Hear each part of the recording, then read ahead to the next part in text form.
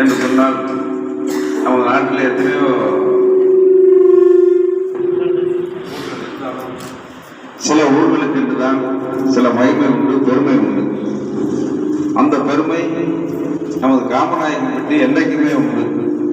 அந்த பெருமை அடைவதற்கு காரணமாக இருந்தவர் ஒருவர் என்று சொன்னால் இத்தாலி நாட்டைச் சேர்ந்த கான்ஸ்டான்டின் நோபிள் என்ற இயற்கை கொண்ட வீரமாமுனிவர்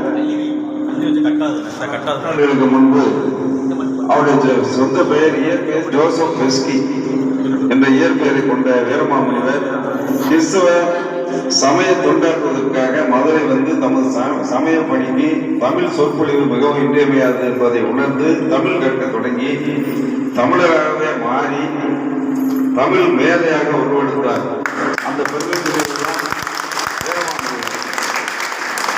தமிழ் அகராதின் தந்தை என போற்றப்படும் வீரமாமுனிவர் திருக்குறள் அறத்துப்பாலையும் பொருட்பாலையும் லத்தீன் மொழியில் மொழிபெயர்த்து குட்டி தொல்காப்பியம் என்று புகழப்படும் 90 விளக்கத்தை படைத்தது. இயேசுநாதரின் வரலாற்றை தேபாவணி என்னும் காவியமாக உருவாக்கியது.